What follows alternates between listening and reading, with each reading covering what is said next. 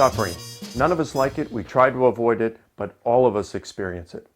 If God loves us, why does He allow us to endure so much suffering in this life? Here's a thought to consider. Parents love their children. They sacrifice for them, would give their lives for them. But there are times when a parent asks their child to do something, like chores, that's not necessarily in the best interest of the child, but for the interest of the family. Immaturity is present when the child thinks that everything the parent does involving that child should be for the child's benefit. There's something we can learn from this.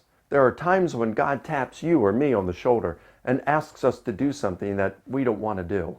For example, a woman gives birth to a child with defects and watches helplessly for several months while this child struggles until one day it finally dies. The woman is heartbroken. Why would God allow this to happen to me and my innocent baby? Now, of course, she may never know, and she'll have to trust God that He knows what He's doing.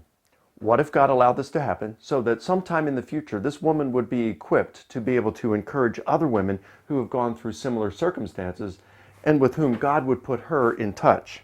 Of course, no one wants to endure that sort of pain for the benefit of others, but we have to remember that Jesus did just that and much more for you and me. So God may ask you and me to endure something sometime that's difficult. We may not want to, but the mature follower of Christ says, "Your wish is my will." The Apostle Paul wrote that we're not our own. We've been bought with a price. Therefore, it's not about you or me. It's about God and His kingdom. That's easy to forget while living in Western culture that provides us with a pretty nice lifestyle.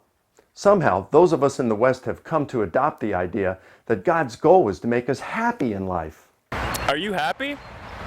Man, my parents just bought me a new BMW for my birthday and I have a smoking hot girlfriend. God just wants me to be happy. Of course, that's to ignore the approximately 107,000 Christians who are being martyred every year in the world today, not to mention the many more times that number who are being persecuted, imprisoned, and tortured for their Christian faith.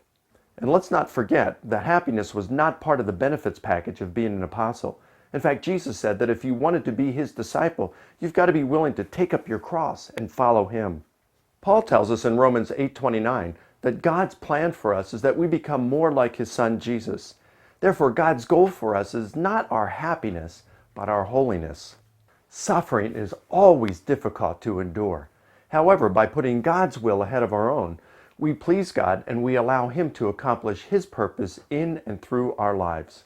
And considering what God's done for us, submitting to His will is an act of worship and service that we can give to Him.